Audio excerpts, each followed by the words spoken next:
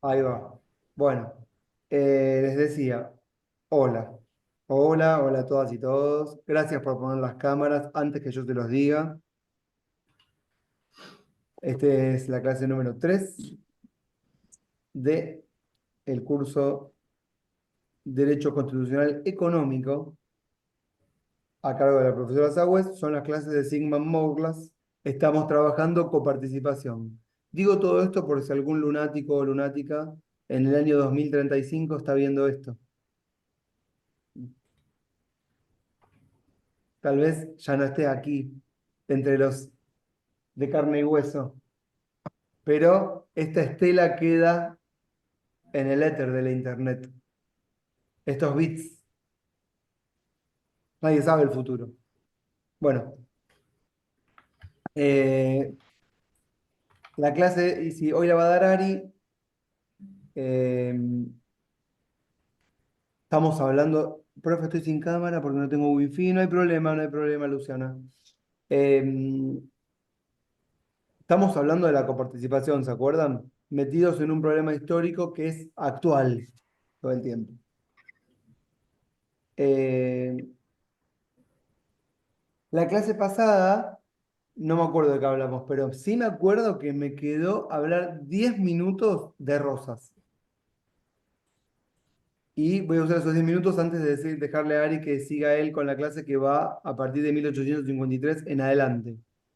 Ah, sí, ya me acordé. Estuvimos trabajando, charlando respecto de la formación de las provincias con sus respectivos intereses económicos o económicos sociales. Bueno, hablamos más que nada de económicos, pero cómo se fue formando la narrativa, la dinámica, la oposición, centralismo porteño, federalismo o los populares federalistas. ¿Se acuerdan? Leyendo un poco a Berardo Ramos y comprendiendo cómo se fue armando el eje, miren lo que les voy a decir, de discusión del siglo XIX, es decir, por dónde pasó la discusión del siglo XIX. Y fue claramente la pelea entre unitarios y federales, que terminó siendo una pelea por la consagración de un régimen institucional y una constitución, pero que tiene esa disputa claramente una motivación, entre todas las motivaciones, económica, y radica en el control del puerto por el flujo de las mercancías en la creación de un mercado interno, en la conformación de un país. Y claro, lo que estuvimos viendo fue el periodo que va de 1810 a 1820 y vimos que en el 20, no estamos repitiendo lo de la clase pasada, sino un mini, en el 20 aparece ya la primera derrota de Buenos Aires, los primeros pactos, ¿sí? Y la conformación de las provincias, los caudillos, no los caudillos próceres que liberaron a la patria del yugo español, sino los caudillos internos en las disputas por la conformación de las instituciones, ¿cierto? Y en ese contexto, a partir de 1820 y hasta 1860, les diría, la pelea va a terminar en guerras civiles abiertas, ¿sí? Combates. El gobierno va de guerra en guerra. Es decir, piénsenlo porque como están tan acostumbradas y acostumbrados ahora a que los liderazgos aparecen en torno de las elecciones, el sufragio, piensen que no había sufragio, menos sin instituciones. Entonces, ¿hasta cuándo gobernaba uno? Hasta la próxima guerra. Entonces, la guerra es el momento en donde cambian las autoridades o las instituciones. ¿Sí? Entonces, bueno, es un periodo de guerras. En este periodo, lo que quedó así por mencionar es la figura de Rosas. Rosas es gobernador de la provincia de Buenos Aires, que es la más importante de las provincias, ¿correcto? Pero además es el que representa al conjunto de las provincias ante el extranjero. Es el mayor caudillo de la Confederación de Provincias. ¿Sí? ¿Y qué deja Rosas para el devenir de la historia? Bueno, una alianza de provincias, una forma de gobernar, independientemente de las instituciones. Rosas deja digamos, en su haber, una forma eficaz de gobernar, con la fuerza, con las alianzas y comprendiendo dónde está o cómo se ejerce mejor el poder. Fue ganadero, fue estanciero, de familias acomodadas, estableció las alianzas que necesitó, fue un estratega en sus empresas, pudo gobernar a sus domésticos, a sus empleados, escribió hasta manuales de cómo gobernar, cuál es el rol de cada uno, lo que hoy sería un tutorial de YouTube, lo dejó por escrito en papel, pero al mismo tiempo fue capaz de mantener una especie de paz, tal vez esto solo para ya dejarle lugar a Ari, una especie de paz, y no fue una paz, pero un cierto orden a través de la concesión de algunas medidas que favorecían a algunos y que conjuraban una guerra futura. Es decir, Rosas en el año bueno, fue gobernador en 1829 y después en un segundo periodo, 1832 hasta 1853, vivió muchísimos años. Rosas nace en 1793 y muere en 1877 en Southampton, Inglaterra. O sea que vivió, no sé, 84 años me parece, hice la cuenta. Nació en marzo y murió en marzo, ese dato lo tengo, no sé exacto qué fechas, pero por una semanita no llegó a los 84. Y, cuatro. Y en 1835 establece las primeras leyes de aduanas. Rosas, escuchen esto, ya para ir dejándolos. Se quedó con el control de la aduana, ¿correcto? Siendo un ganadero, saladero, estanciero, pero a la vez hizo concesiones a algunas provincias del interior con algunas medidas que protegían la industria local de esas provincias. Y eso permitió que algunos caudillos del interior, ¿sí?, que eran federales como Rosas, no se rebelaran ante él y pudiera mantener un gobierno durante mucho tiempo. Hasta que finalmente el caudillo que lo traiciona es Urquiza, que era federal igual que Rosas, de la provincia más importante después de Buenos Aires en esa época, Entre Ríos, y que Urquiza, ¿no? Tentado por unos financistas lusitanos del Imperio de Brasil, tentado por ellos con dinero, le presenta la batalla Rosas, que es la famosa batalla de Caseros, que va a ser finalmente hacia la conformación de la Constitución de 1853, después de la batalla de 1852. O sea, ¿qué decimos de Rosas? Estableció ciertas bases de gobernabilidad, se entendió con Rosas cómo era posible gobernar, no permitió la institucionalización en cuanto a las leyes, pero sí en cuanto a las formas, ¿sí? Y generó una diversidad de alianzas que le permitieron a los futuros gobernantes de la nación, desde Buenos Aires, comprender cómo hay que gobernar un país enorme y cómo hay que aliarse con los diferentes caudillos o gobernadores, ¿sí?, para poder mantener un gobierno de manera prolongada. ¿Me comprenden lo que estoy diciendo?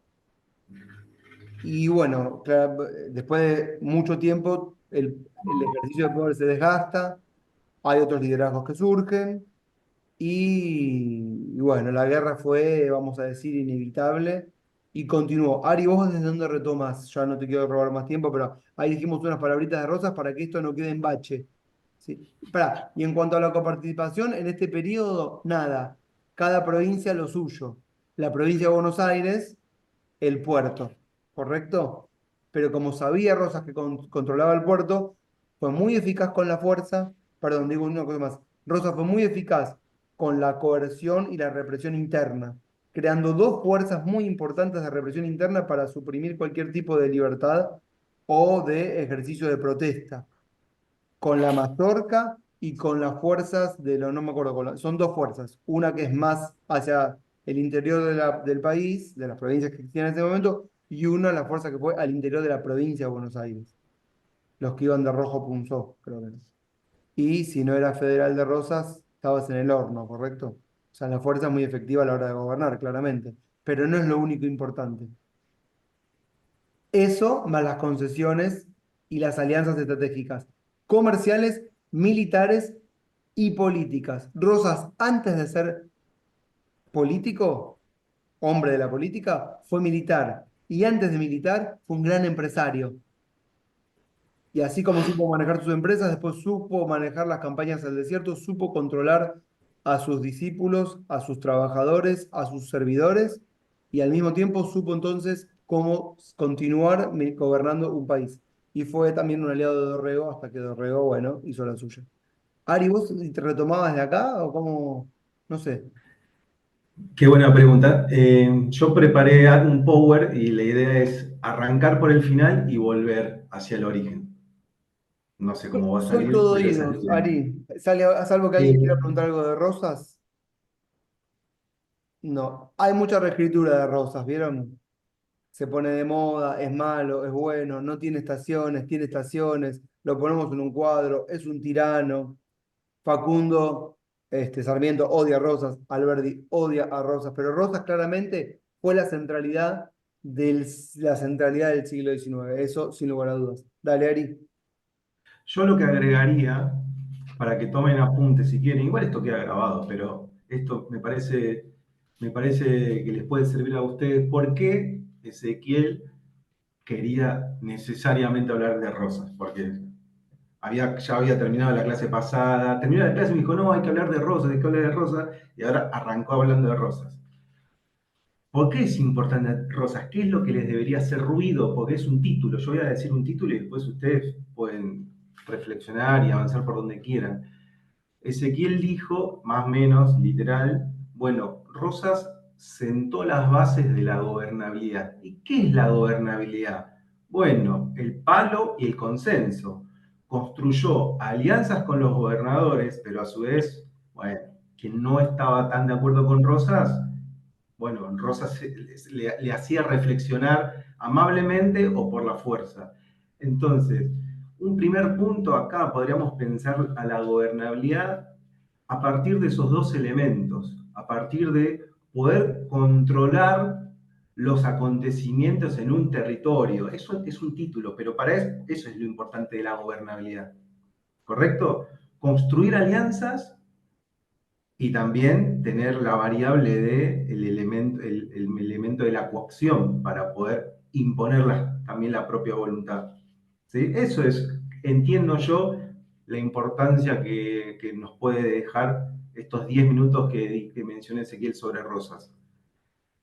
Y mi idea en la clase de hoy, son 5:30, tenemos una hora para poder abordar los dos textos que tenemos en la clase de hoy y el texto de referencia que tienen de Garat, que es la coparticipación.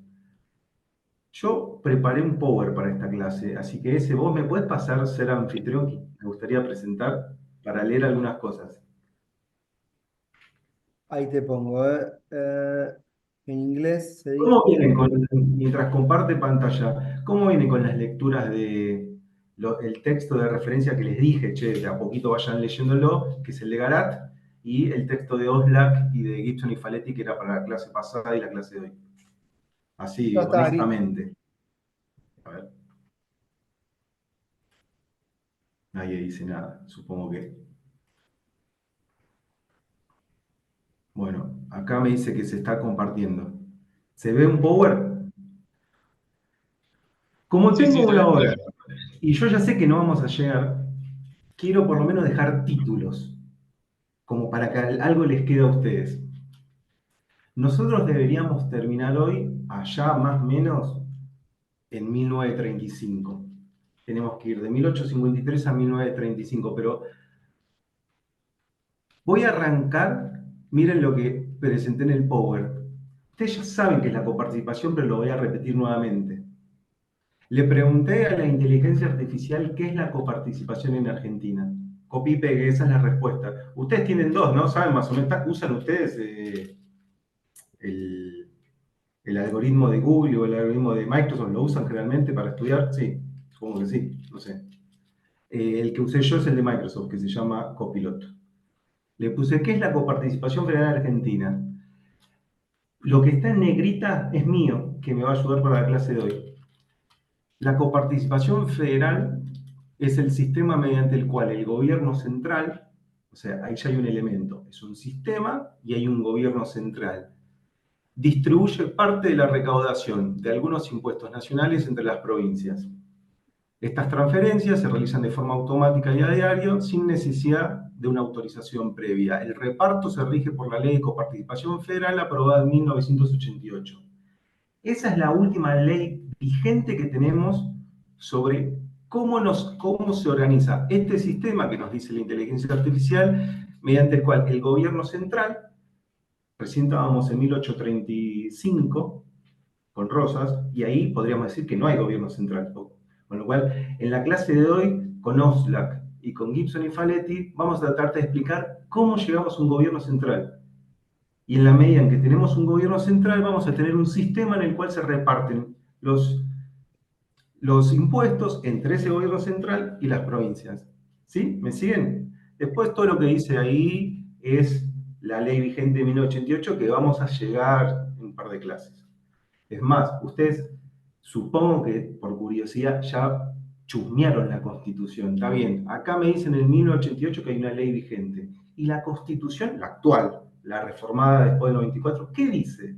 75, inciso 1, 2, 3. Algo la habrán chusmeado, algo la habrán leído, y si no lo hicieron, háganlo. Tómense los apuntes, leer qué dice la Constitución, porque nos va a servir para estas clases. Bueno, entonces, según la inteligencia artificial, sabemos que hay un sistema y sabemos que hay un gobierno central. Y yo me pregunté, ¿cómo se organiza ese sistema?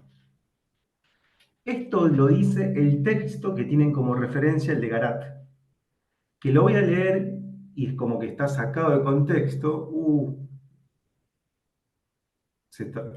Ahí está, me estaban hablando del trabajo. Esto está sacado de contexto, pero ¿qué?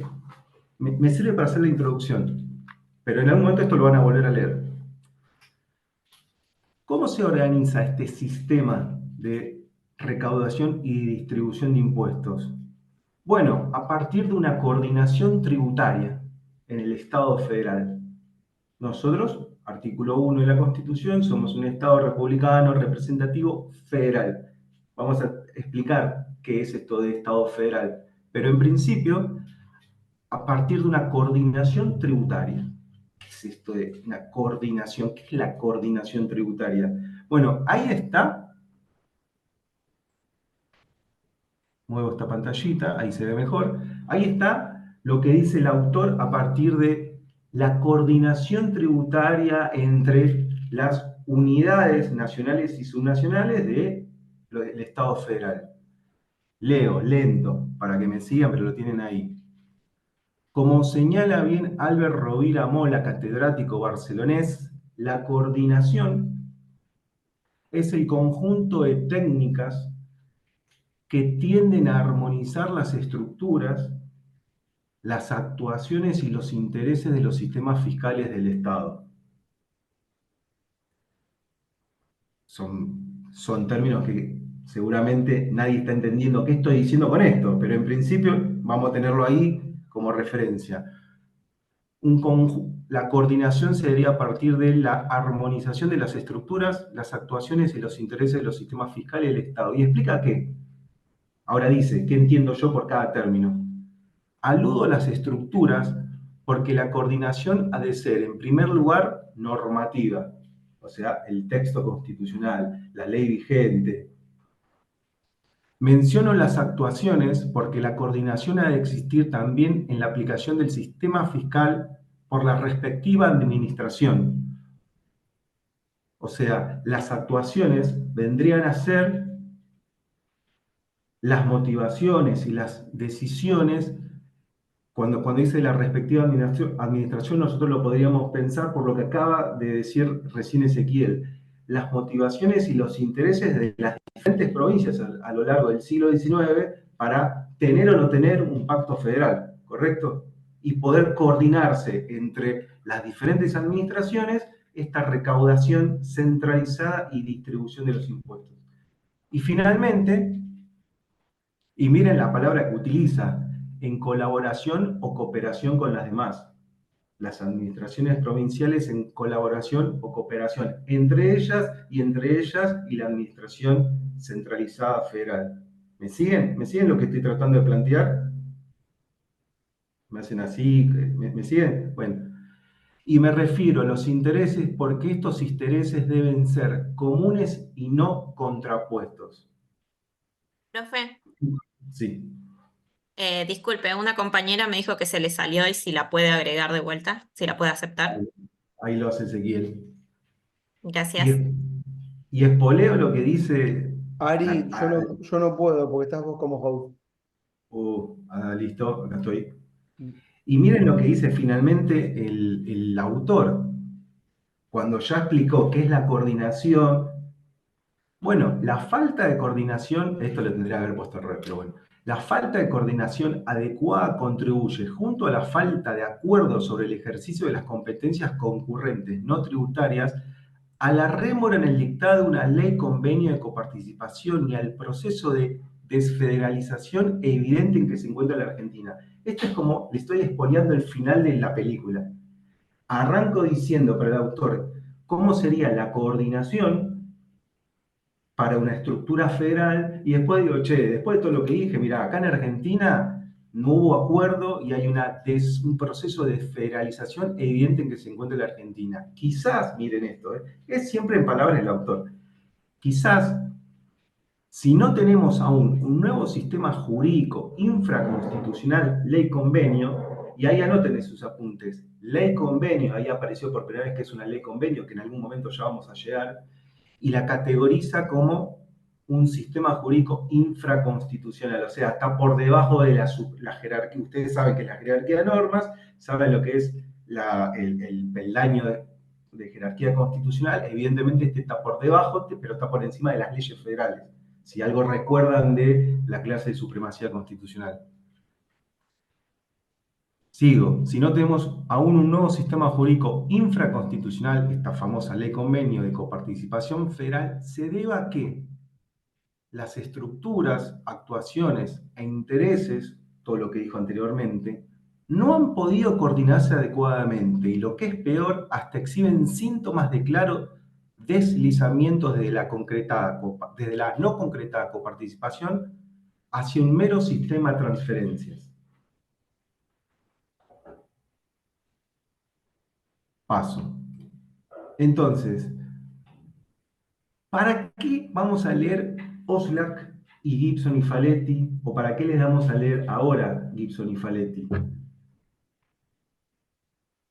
Con Oslak, nosotros lo que intentamos plantear es, bueno, si el autor habla de una coordinación de intereses, de motivaciones entre diferentes administraciones en colaboración o cooperación, con Oslak nosotros nos vamos a bucear en el proceso histórico para pensar, bueno, concretamente, ¿cómo fue el proceso en el cual los intereses de esas diferentes administraciones, las provincias acá en Argentina, cómo se fue dando ese proceso en el cual se pusieron de acuerdo o no se pusieron de acuerdo? ¿Fue una imposición de unos contra otros o qué es lo que fue? ¿Sí? Con Oslak vamos a decir que es el surgimiento del Estado Nacional, de este pacto institucional a partir del cual nos vamos a organizar y vivir en comunidad, no es simplemente el resultado o la yuxtaposición, dice Oslak, de diferentes acontecimientos, sino que fue el desenvolvimiento de cómo los protagonistas en el momento histórico, estábamos hablando de Rosas, pero después con Caseros y hacia adelante, cómo se fueron desenvolvimiento, si fue por una imposición, si fue por una disputa, si fue por una lucha de intereses, y entre cada protagonista plantearon su proyecto de país, sus discursos, sus diferentes relatos acerca de qué proyecto de país querían. ¿Se entiende? Y con Oslak nosotros vamos a dar cuenta de cómo fue el desarrollo y la consolidación del Estado federal, del Estado nacional. ¿Y qué va a estar dicho qué va a estar dicho en la Constitución de 1853? Bueno, esto que dice la inteligencia artificial acerca de cómo va a ser el sistema, si tenemos un Estado federal, un Estado nacional, cómo va a ser el sistema en donde se recaude y se distribuye entre el Estado nacional y las provincias. ¿Me siguen hasta acá?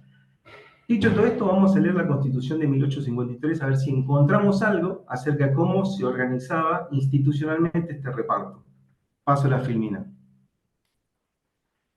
Profe, le aviso 1990. que hay otra compañera esperando. Qué lío, porque yo no. Ah, listo. Gracias. Acá estoy. Estamos en 1853. Miren. Artículo 1, ya lo saben, lo habrán leído un montón de veces. Adopta para su gobierno la forma representativa republicana y federal. Este es el 67, inciso 1, inciso 2. Corresponde a las atribuciones del Congreso. No, A la 64, atribución, Ari. sí, sí, pero es el artículo 67. Está mal el PDF. En la Ah, Constitución perdón, no originaria sé. es el artículo 67. Perfecto, perfecto. Estamos en las atribuciones del Congreso, autoridades federales. Corresponde al Congreso legislar sobre las aduanas exteriores y establecer los derechos de importación y exportación que se han de satisfacer en ella. 2. Imponer contribuciones directas por tiempo determinado y proporcionalmente iguales en todo el territorio de la Confederación, siempre que la defensa, seguridad común y bien general del Estado lo exijan. Si nos paramos de 1853 hacia 1935, la pregunta es, ¿cómo es el reparto entre los impuestos entre nación y provincias? Bueno, Nación se va a quedar con los impuestos. Cuando digo Nación me refiero al Estado federal, ¿está claro? Nación se va a quedar con los tributos, con los recursos a partir del puerto de Buenos Aires. ¿Dónde está dicho? Ahí, en el 1, artículo, inciso 1 del 67. Legislar sobre las aduanas exteriores y establecer los derechos de importación y exportación. ¿Y cuáles van a ser las competencias de las provincias? Bueno, imponer impuestos directos en su territorio. Y cuando digo las provincias me refiero a la administración provincial. ¿Cómo se mantiene una administración? Con impuestos. Impuestos directos e impuestos indirectos, ¿correcto? Tienen la diferencia entre directos e indirectos. Los directos son los que tienen nombre y apellido. ¿Correcto? ¿Me siguen? Ganancias. Ari, Sí, ¿puedo aclarar mejor lo de dónde está dicho que le corresponde a la nación y vos decís ahí en el 1? sí, ¿qué quieres saber? No, el inciso 1 del artículo 67 de la Constitución de 1853 decía que le corresponde al Congreso, que es un órgano, porque a veces hay que aclarar estas cosas, que es un órgano federal, ¿correcto? Legislar sobre aduanas exteriores. Y legislar sobre aduanas exteriores significa que no le corresponde a los congresos de las provincias ni a sus gobernadores legislar sobre aduanas exteriores. Solo legisla sobre aduanas exteriores el Congreso Nacional, que es uno de los tres poderes federales. Dicho sea de paso, digamos que no le correspondía tampoco al presidente, que era el Ejecutivo Federal, sino al Congreso, en donde están representadas todas las provincias, pero es un órgano federal. Entonces, ¿de dónde se desprende que las provincias no se quedan con la renta de la aduana? O sea, no es que no se la quedan, sino que no pueden disponer quién se la queda, porque el Congreso Nacional podría disponer que la renta de las aduanas, según una ley federal, se distribuirá entre las provincias. Pero la competencia de decidirlo es del Congreso Nacional, que es un órgano federal. Es decir, las provincias no pueden legislar sobre aduanas exteriores. Y menos que menos interiores, no lo dice ahí, pero lo dice, no sé qué artículo, creo que el 26, que todo el territorio es de libre circulación y los ríos navegables. El 26 y el 14. Perdón, Ari. El inciso 1 lo que para mí tiene que quedar claro, es que las provincias no se meten, las gobernaciones y las administraciones provinciales no se meten con la legislación sobre el puerto, sobre las aduanas. No se meten con la legislación, entonces los tributos a la importación, porque de 1853 hasta, ay, no tengo la fecha, pero bien después del siglo XX es el cambio, los tributos es a la importación de mercancías. Entonces, todo lo que se recaude a través de la importación de mercancías, legisla las autoridades federales. Y se lo quedan las autoridades federales. ¿Estamos de acuerdo? ¿Y para qué? Para administrar el territorio. ¿Correcto? Para administrar y para desarrollar la administración federal, el Estado Nacional. Se necesita plata para eso. ¿Y a las provincias qué le compete? ¿Qué le queda a las provincias? Bueno, legislar, y cuando digo las provincias, las gobernaciones provinciales, legislar en sus territorios a través de impuestos directos, que son los impuestos que les decía previamente, los impuestos directos. Y fíjense, esto es muy importante para que retengan porque anoten esta fecha, a partir de 1890 van a pasar cosas y vamos a tener el cambio de una separación, anoten así, y ahora lo explico, el traslado de una separación de fuente a una concurrencia de facto. Y ahora lo explico bien. Pero, ¿qué quiere decir una separación de fuentes? Y lo que les estoy leyendo con los incisos. Había una separación estricta entre las competencias de recaudación del Estado federal y las competencias de recaudación de los estados provinciales. ¿Está claro esto? ¿Lo perciben? Uno era por el puerto y el otro, cuando digo el otro son las administraciones provinciales, a partir de impuestos directos sobre las provincias. ¿Se percibe? ¿Está bien? Y es lo que dice la Constitución de 1853. Fíjense, porque estamos dentro de las atribuciones del Congreso, autoridades federales. Inciso 2. Imponer contribuciones directas. Che, pará, si vos recién me dijiste que las contribuciones directas le correspondían a las provincias. Sigo. Imponer contribuciones directas por tiempo determinado y proporcionalmente iguales en todo el territorio de la Confederación, coma, siempre que la defensa, seguridad común y bien general del Estado lo exijan. Con lo cual, es muy posible que, en función de los últimos términos, la defensa, seguridad común y bien general del Estado, cada uno tenga su propia conceptualización acerca de esos términos y no nos pongamos de acuerdo. Pero sí, lo que tiene que quedar claro es que las provincias tenían competencias de contribuciones directas en su territorio y la administración federal a partir del puerto. Y hasta ahí eso estaba claro, había una separación de fuentes. Ahí ¿Te si puedo uno me decir levanta la algo? mano. Ari, ¿te puedo decir algo? Sí, No, respecto del inciso 2. Son todas dale. aclaratorias. ¿Por qué dice el inciso 2 que le corresponde al Congreso imponer contribuciones directas? ¿Por qué lo tiene que explicitar? Porque en ese momento ya las provincias imponían contribuciones directas. Entonces, ¿por qué tiene que la Constitución aclarar esto? Bueno, en teoría la nación no debería imponer contribuciones directas. Por eso es que dice, bueno, en el momento en que sancionan la Constitución, ya las provincias están imponiendo contribuciones directas. Digamos, dicho sea de paso, son las únicas contribuciones o los únicos tipos de impuestos que existen porque no hay impuestos indirectos, porque no hay una tecnología que sea capaz de recaudar de manera indirecta. Solo se cobraba a la gente que tenía capacidad contributiva, que era la gente que era considerada ciudadanos de bien, digamos. Entonces, cuando dice que tiene que imponer que puede el Congreso imponer contribuciones directas por tiempo determinado, es porque en general le corresponde a las provincias imponer las contribuciones directas. Por eso puede ser nada más que por tiempo determinado. ¿Y por qué dice que tiene que ser proporcionalmente igual a todo el territorio? Porque no vaya a ser que se le ocurra al Congreso imponer una contribución para una provincia distinta que para otra, discriminando o generando algún tipo de, digamos, a propósito, algún tipo de gravamen mayor para perjudicar a una provincia respecto de otra. Entonces, el inciso 2 era más bien de excepción.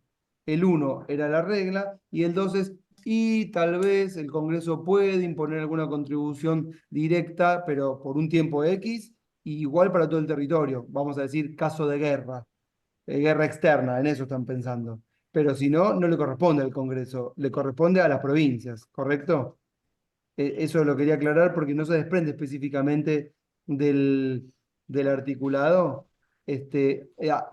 Cuándo es competencia de una provincia y cuándo es competencia de nación. Lo que pasa es que no se desprende porque está en el espíritu del ambiente en el momento, en la época. Ya las provincias grababan impositivamente a sus conciudadanos con los impuestos a la producción y al consumo.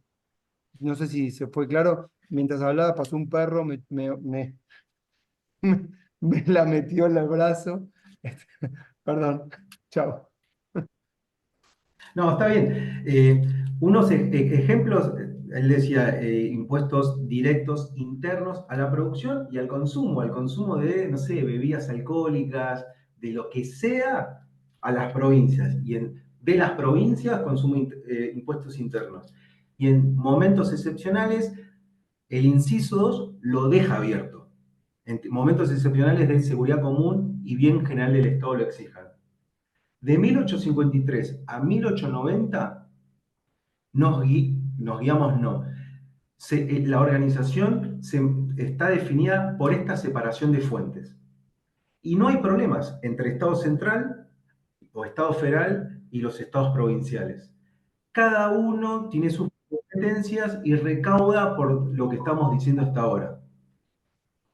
Imagínense que los derechos por importaciones a través del puerto en términos relativos eran muy superiores a todo lo que recaudaban las provincias. Con lo cual, ahí hay un factor de, bueno, 1853, la verdad que yo no tengo ni remota idea cómo era la infraestructura y la tecnología como para si era eficaz y eficiente en la recaudación de impuestos. Hoy Internet, te haces un usuario del Mercado Pago y capaz ya le salta la FIP si podés tributar o no. La tecnología está recontra aceitada hoy en día. En 1853 la tecnología era otra y yo no sé cuáles eran las capacidades y posibilidades del Estado federal sobre la recaudación interna de impuestos en las provincias. Pero sí lo que podríamos afirmar, siempre afirmar es problemático, pero lo que podríamos afirmar es que el Estado central tenía el puerto y ya está.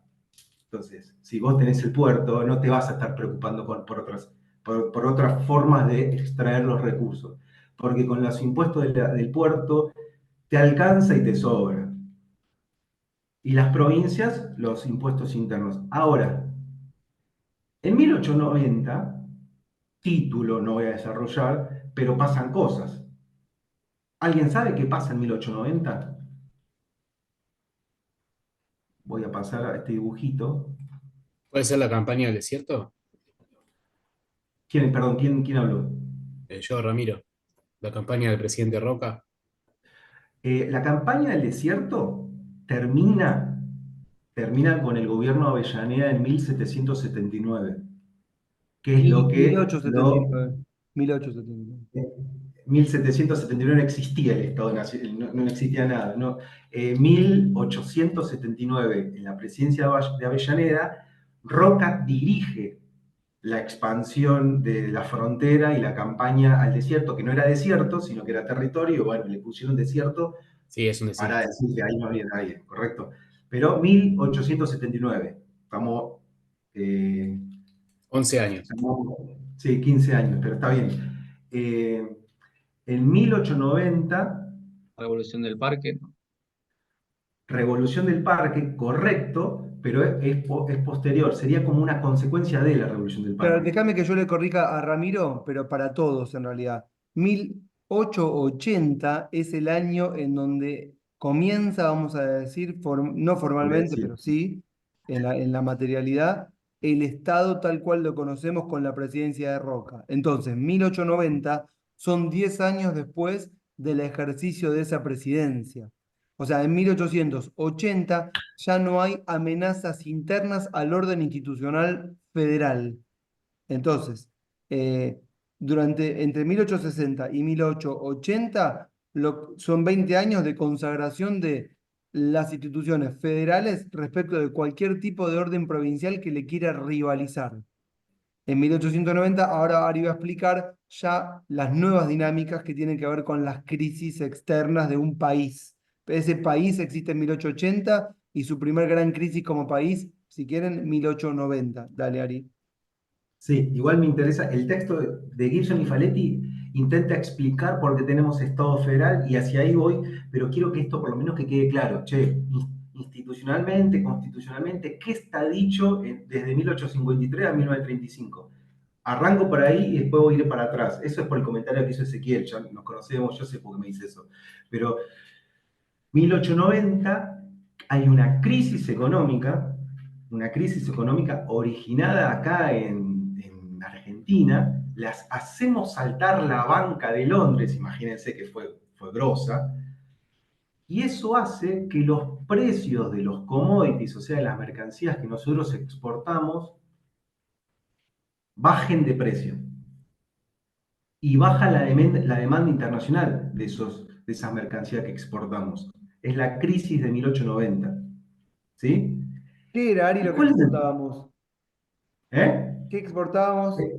No, para 1890 exportamos cereales y tasajo. En 1890 empieza la revolución de los cereales y después en 1900 ya está la revolución de los frigoríficos. Estamos en esa transición. Pero centralmente cereales, cereales. Ahora, caen los precios, cae la demanda, ¿y qué es lo que cae entonces? Si caen los precios, cae la demanda de lo que exportamos por nuestro puerto.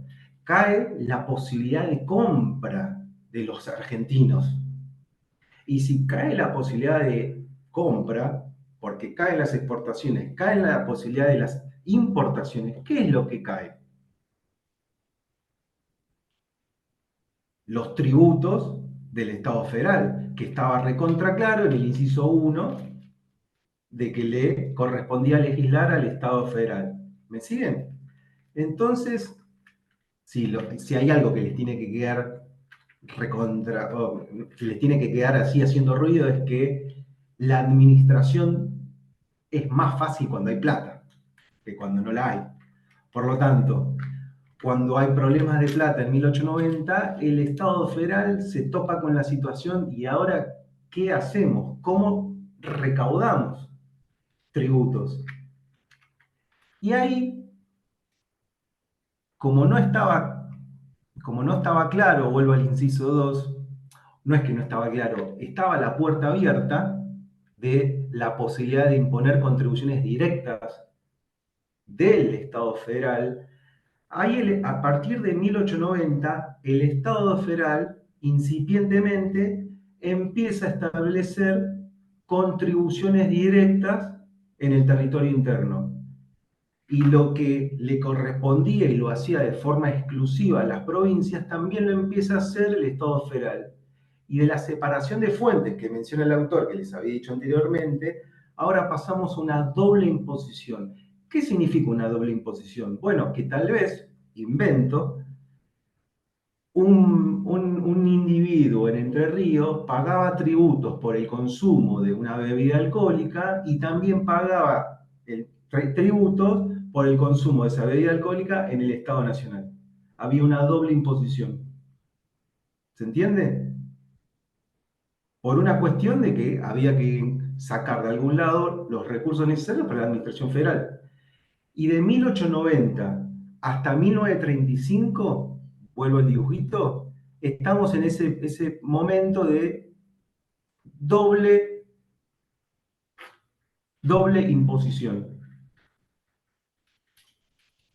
Es más, esto se profundiza en 1929, porque si en 1890 habían pasado cosas, en 1929 pasaron un montón de cosas, ¿correcto? ¿Tienen idea qué está pasando en el mundo en 1929?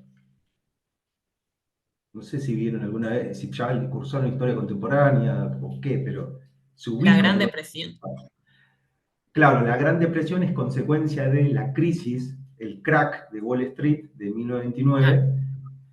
Hay una crisis y como esa crisis se mantiene en el tiempo, se le dice la Gran Depresión. Puedo, Y ya que después, estamos, meto bocado. Digamos lo siguiente, en 1890 el Estado federal era mucho más grande que en 1880 y sobre todo que en 1860. Grande significa que tiene muchas más funciones, mucha más burocracia, muchos más servicios, ¿correcto? Y cuando llega la crisis en 1890 es inversamente proporcional al dinero que necesita, que es cada vez más.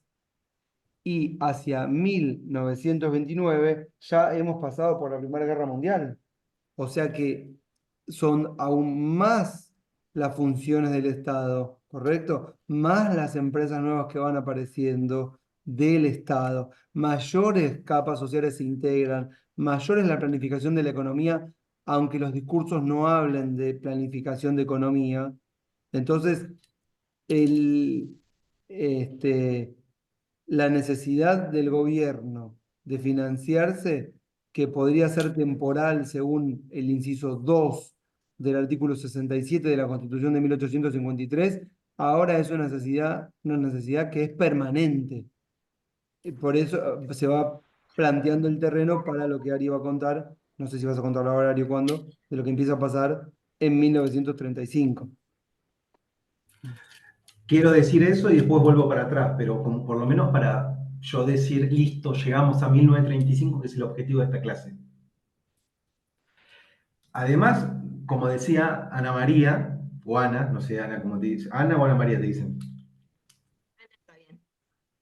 Como dice Ana, 1929, crisis, recesión.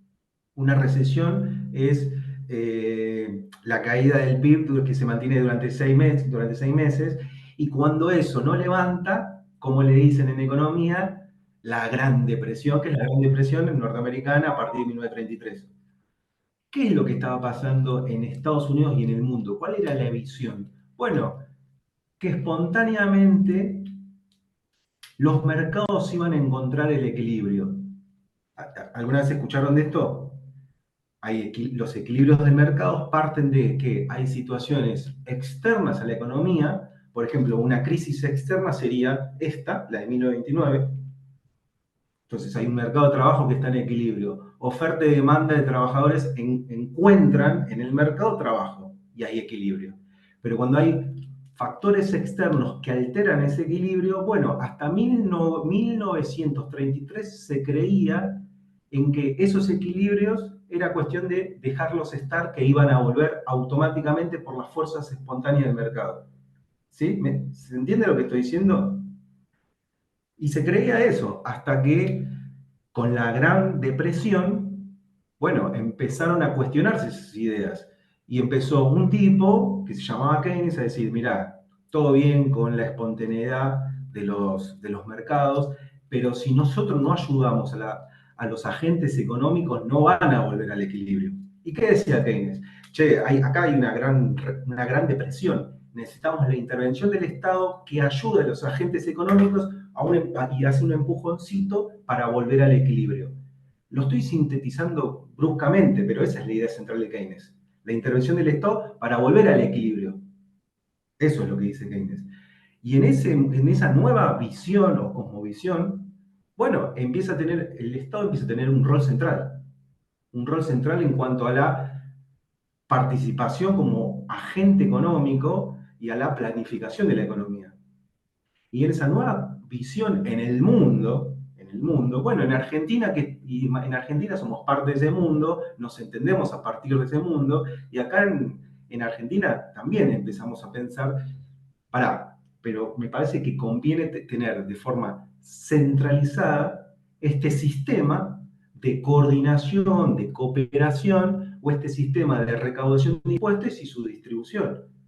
¿Por qué? Porque hasta ahora, y la verdad que es un lío, porque la Constitución dice que el Estado federal le corresponde los tributos del puerto, pero ahora también está imponiendo contribuciones internas de forma directa. Las provincias también están haciendo eso y hay una doble imposición. ¿Por qué no lo centralizamos en el Estado federal y organizamos la forma en que se recaudan y se distribuyen los impuestos? Y eso fue lo que pasó, y en 1935 fueron las primeras leyes de coparticipación. Todo eso que estaba ahí confuso se empieza a centralizar y a ordenar a través de leyes nacionales. Ahí puse, las primeras leyes son alrededor de 3, 4 leyes, pero lo más importante que tienen que anotar ahí en los apuntes, en que ¿cuál va a ser el criterio para la distribución o redistribución de aquello que se recauda? Bueno, el criterio va a ser devolutivo. ¿Qué significa criterio devolutivo? Pero para Ari, antes de meterte en Sí, esto, antes de meterte en no voy esto, a pretender decir nada más, pero dale. no, en el 35 lo primero que se hace antes de empezar con el criterio, qué sé yo, es quitarle a las provincias la posibilidad de recaudar. Eso, número uno. Y número dos, como lo dice tu cuadro, se unifican todos los impuestos para terminar con la doble imposición.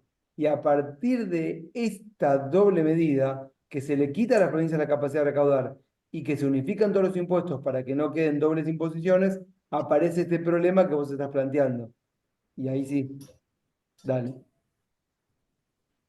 ¿Para qué problema estaba planteando? Me perdí. ¿Y cómo hacemos con la plata que recauda la nación? Porque le quitó a la Ah, provincia la posibilidad de recaudar, sí, ¿y qué sí, hace? no sé si es un problema. Sí, bueno, se define como criterio devolutivo en la medida en que quien, quien contribuye, quien contribuye más, se le va a devolver más. Es una proporción directamente proporcional. Si Buenos Aires, a esa masa, puede ser más adelante, pero ya la escucharon y algo ya pueden anotar. Esa masa coparticipable, que sería el depósito donde va a parar todo lo que se recauda a nivel nacional, porque ahora las autoridades nacionales son quienes tienen la competencia de recaudar en todo el territorio nacional. Bueno, ese depósito de recursos, que tempranamente le podríamos decir masa coparticipable, si Buenos Aires contribuye con el 40%, se le va a devolver directamente proporcional de ese 40%. No es exacto, porque si a todas las provincias se le devuelve lo que recauda, ¿qué se queda la parte del Estado federal? ¿Correcto? Pero el criterio es ese.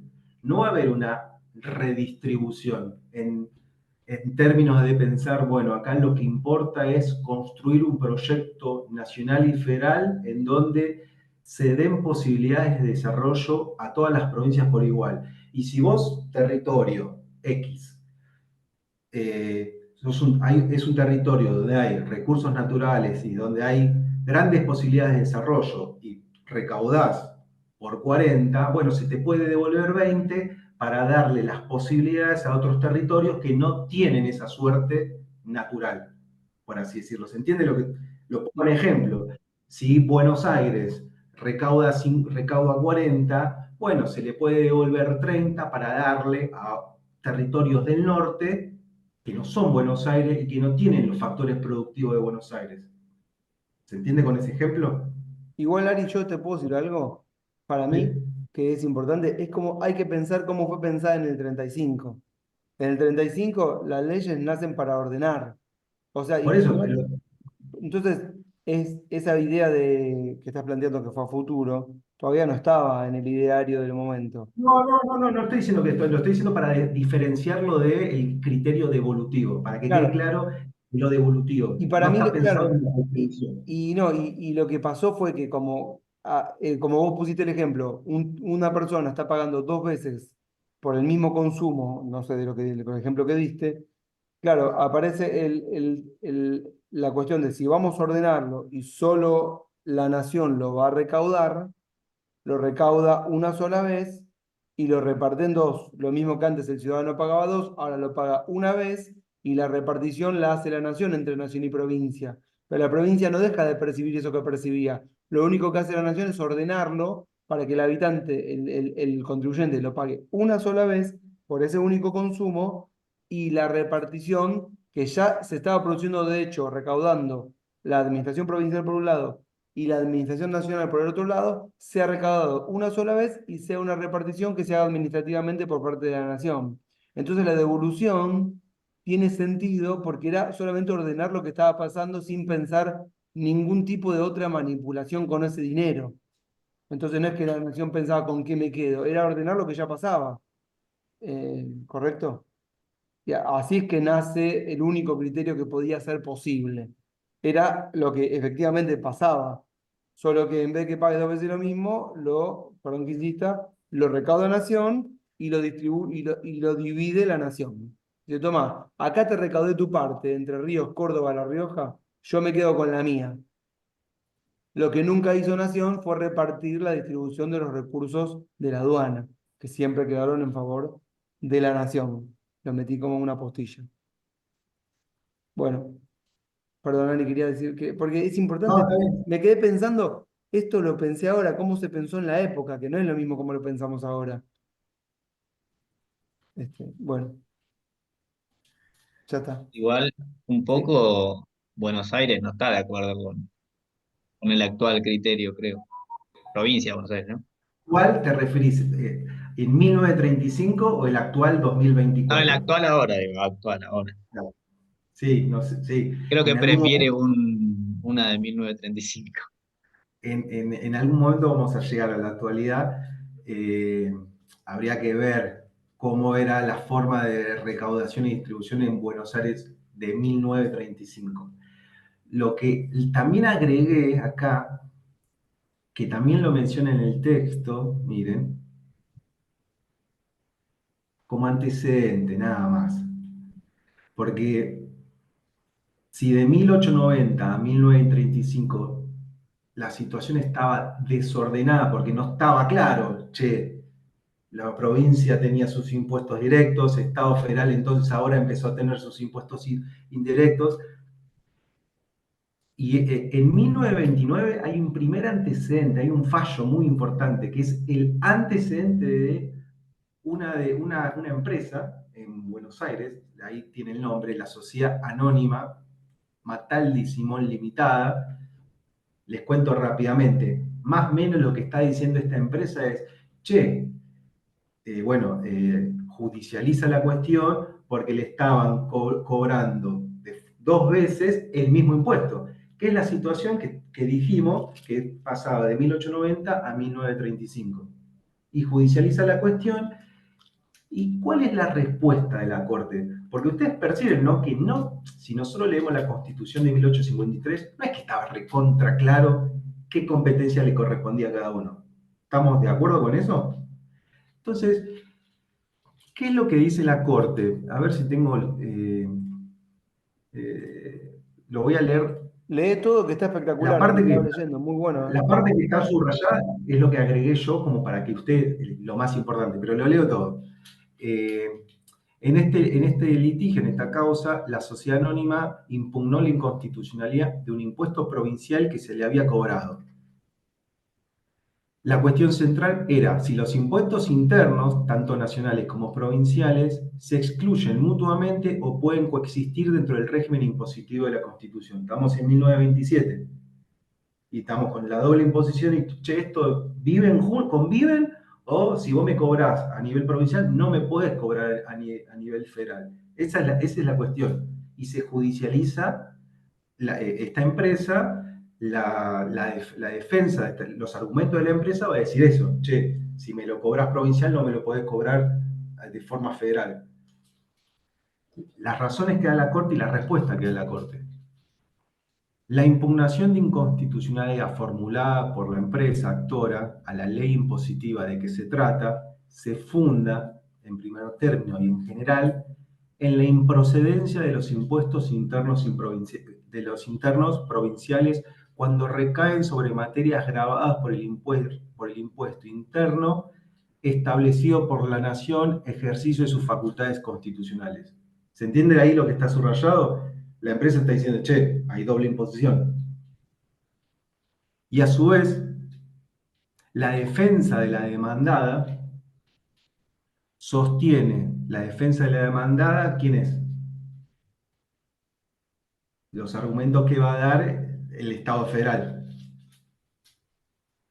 La defensa de la demandada sostiene que en todo caso son los impuestos internos federales lo que afectan el régimen constitucional impositivo de las provincias y que las cláusulas pertinentes de la Constitución no pueden interpretarse sino en el sentido de que las facultades que al respecto se atribuyen a la nación dejen a salvo las que corresponden correlativamente a las provincias, planteándose así, una vez más, la debatida cuestión consistente en determinar si los impuestos internos, nacionales y provinciales se excluyen o pueden coexistir dentro del régimen impositivo de la Constitución.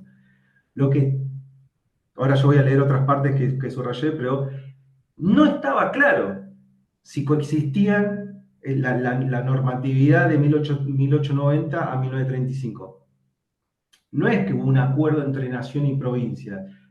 El Estado Nacional empezó a legislar en materia tributaria con impuestos directos.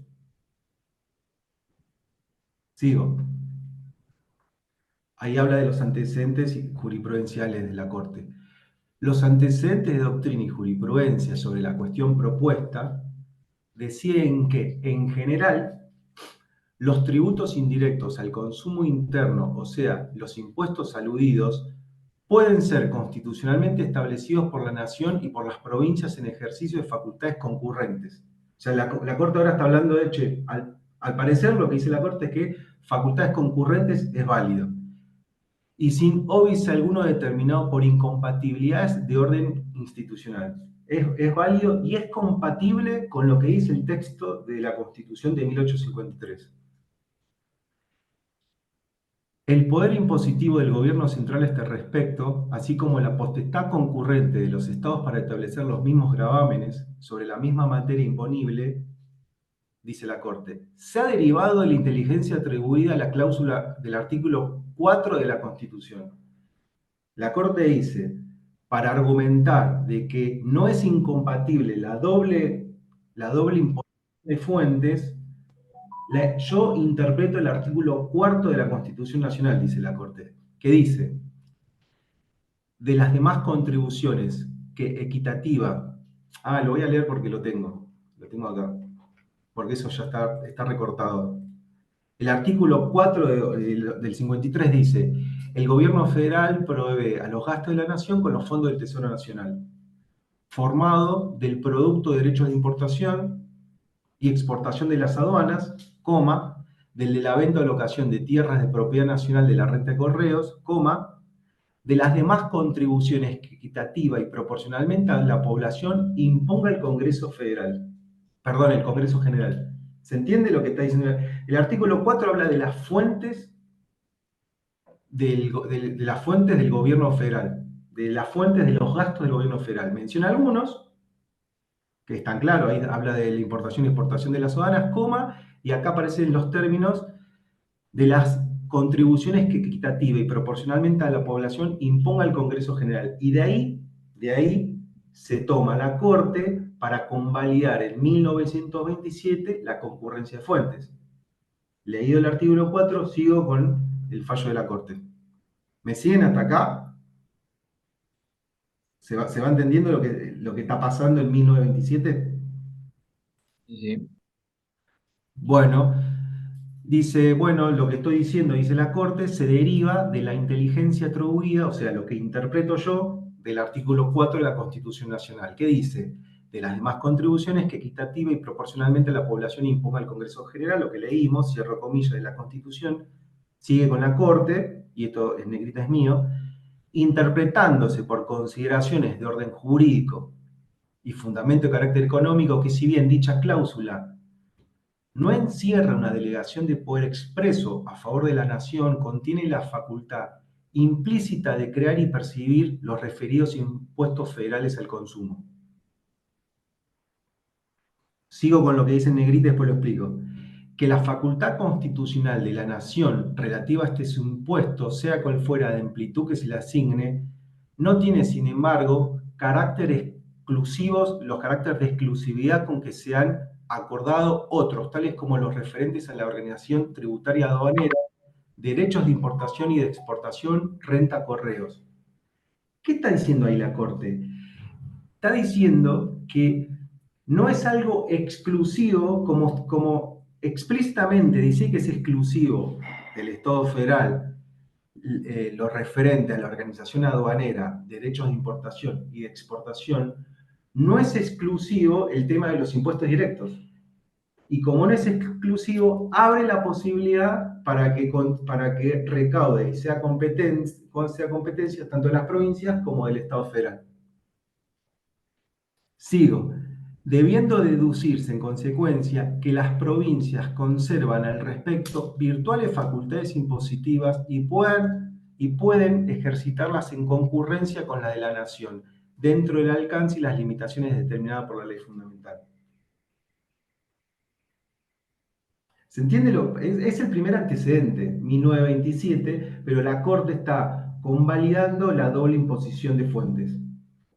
Y le está diciendo, yo, interpretando el artículo 4, y a partir del 75, inciso 1 y 2, bueno, no es incompatible la recaudación de provincia y la recaudación de Estado federal. ¿Está bien? Así llegamos a 1935, con esta doble imposición, esta desorganización en cuanto a la recaudación y la distribución, y en 1935 hay un primer antecedente donde se va a centralizar para ordenar y organizar todo esto. Ahora, vuelvo a 1853. Esto es lo más importante por lo menos la clase que quería plantear. Vuelvo a 1853. Nosotros leímos la Constitución de 1853, ¿correcto? ¿Para qué le dimos a leer el texto de Gibson y Faletti? No sé si alguien lo leyó. ¿Alguien leyó eso? ¿De qué se trata Gibson y Faletti? Gibson y Faletti intentan... Es este que llama la unidad de los palos, conflictos. Sí, es ese, lo Es el leí. único que tengo y no toca desde 1890 a 1935, yo acá no tengo hasta 1850 y pico. No O te sea que escuché debe nada ser lo uno que posterior. Repetí que no te escuché nada lo que dijiste, che. Digo que yo creo que agarré uno posterior porque llega hasta 1850 y pico, 1853 creo, hasta el gobierno de Mitre. O sea que debe haber una segunda parte de este texto, por algún lado. Llega hasta 1880, hasta la Ah, federalización del Puerto de Buenos Aires. O sea, es un intento de explicar históricamente por qué hay Estado federal. Y a partir de que hay un Estado federal, que es lo que nosotros leímos con el sistema, cuando le pregunté a la inteligencia artificial qué es la coparticipación y me habló de un sistema, de una distribución entre un Estado central y Estados subnacionales, bueno, eso podríamos pensarlo como el Estado federal, ¿correcto? Donde hay una distribución de competencias entre una administración central y administraciones provinciales. Y lo que estamos hablando hace 30 minutos es de las competencias en cuanto a la recaudación, tanto de la administración central como de las administraciones provinciales. Gibson y Faletti tratan de incorporar un marco teórico para explicar por qué hay un Estado federal acá en Argentina. Que es importante, porque estamos hablando de eso. Estado federal y coparticipación van de la mano. A ver si puedo presentar algo.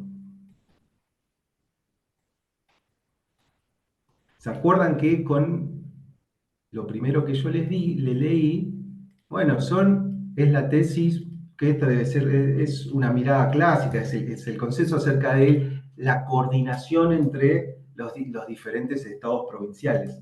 Bueno, con Gibson y Faletti, el texto intenta explicar, bueno, cómo se dio esa coordinación entre los estados federales para suscribir un pacto federal.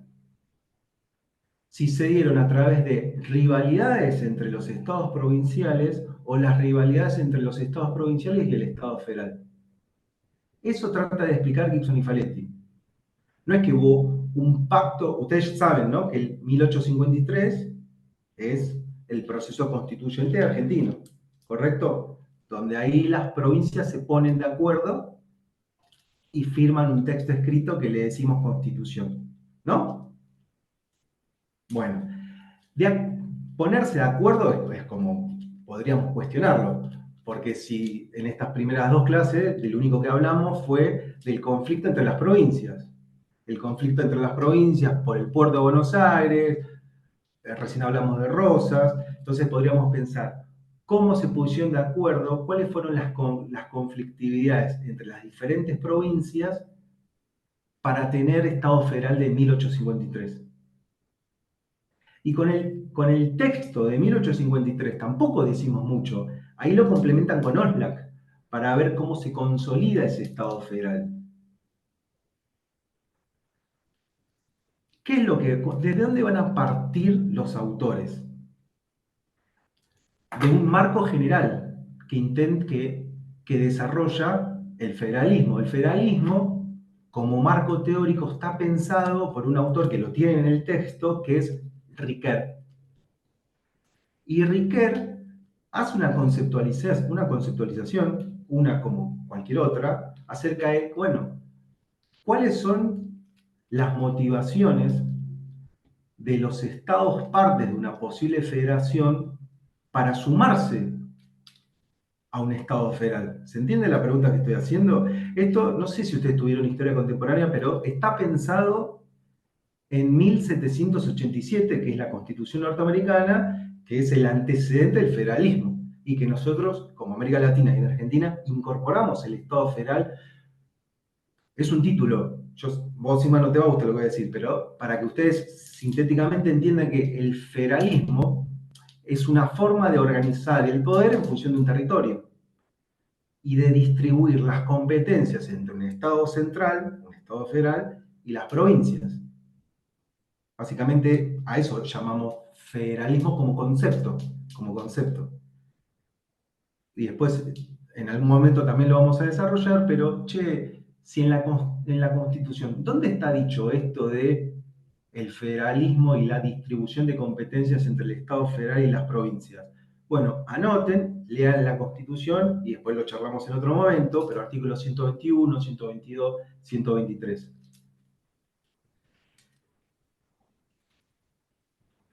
Dice así el 121, con mis palabras. Che, ¿qué competencias le corresponde al Estado federal y cuáles son las competencias que le corresponden a las provincias?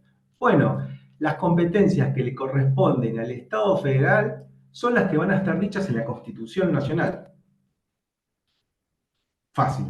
Todo lo que no esté dicho que le corresponde al Estado federal, ¿a quién le va a corresponder? A las provincias. Eso dice el 121.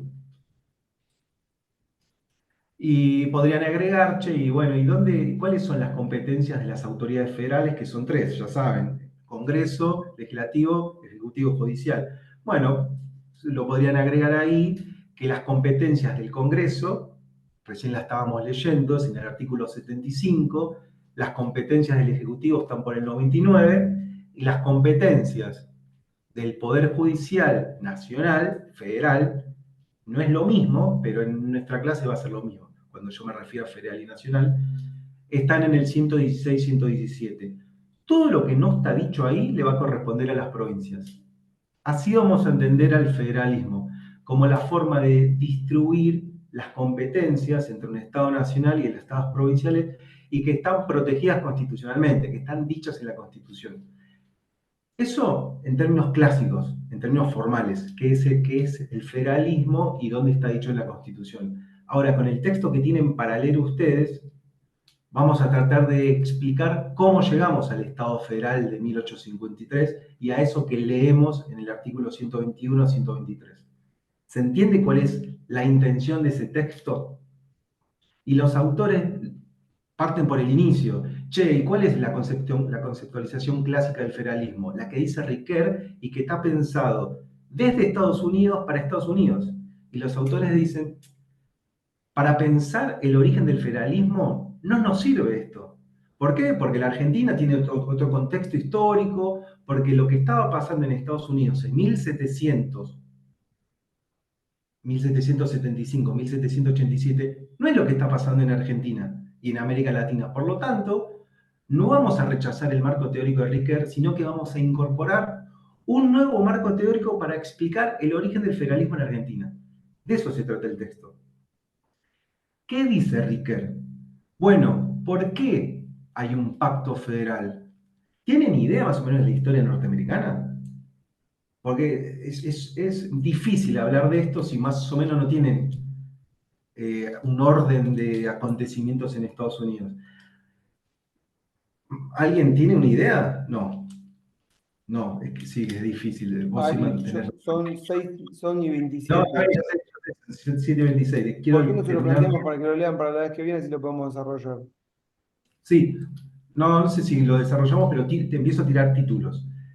Eh, sí, ya Después sé que sí. lo encaramos la vez que viene. No, bueno, está bien.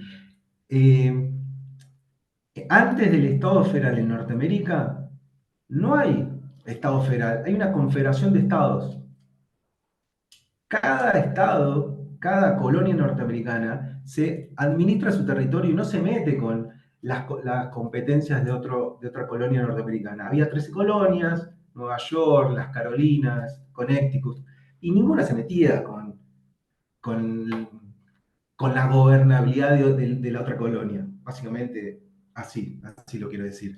Bueno, y en algún momento se pusieron de acuerdo para que haya un Estado federal y que se deleguen en el Estado federal determinadas competencias. Entonces ya esas colonias, esas 13 colonias que antes eran independientes una de las otras, a partir de la Constitución Federal de Estados Unidos de 1787, bueno, delegaron ciertas atribuciones, cierta soberanía al Estado federal.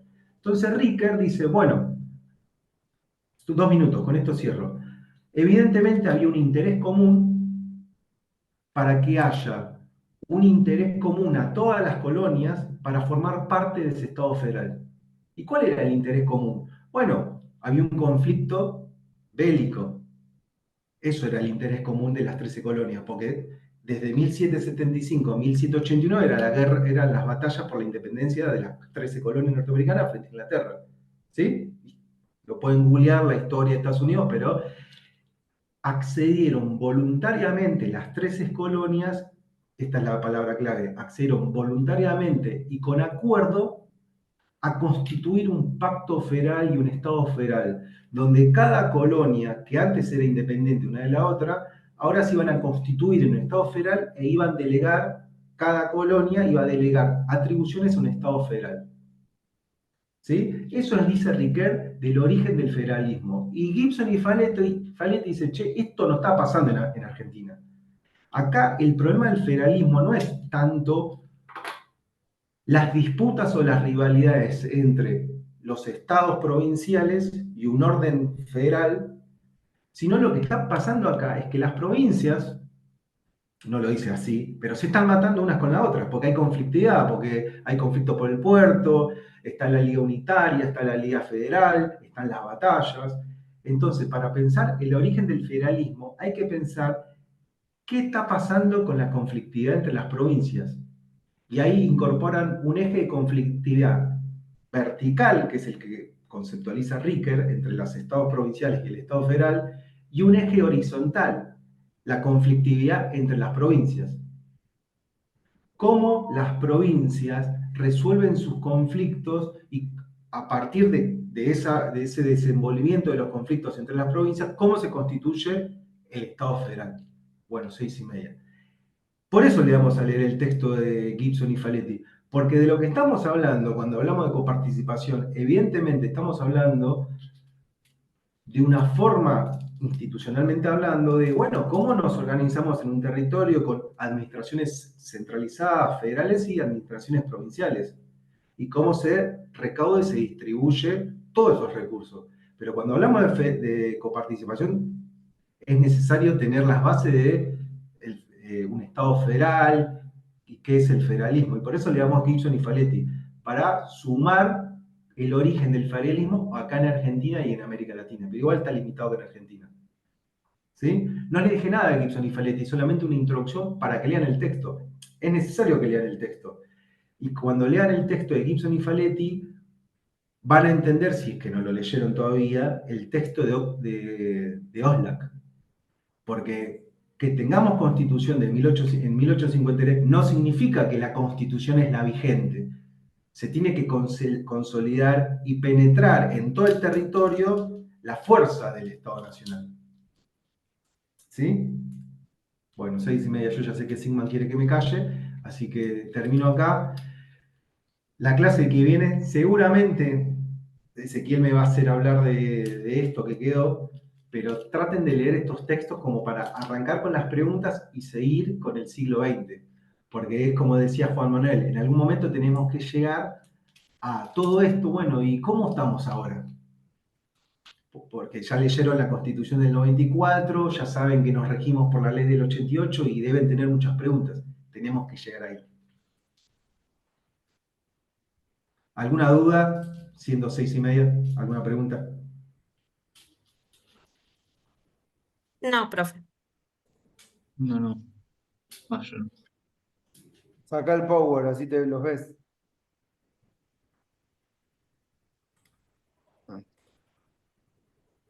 Bueno, nos vemos la vez que viene. Están Nos cansados, me vemos. parece. Chao, gracias. Nos vemos. Gracias. Nos vemos. Chao. Nos Ari, vemos. poneme como Buenas tardes, profes. Chau, chau. Buenas tardes. ¿Está reservado por los hinchas de Boca esto acá? ¿Cuánto? Chao. Espera. A ver, fíjate. Sí, quedó grabado, ¿eh? Sin más, quedó para grabación.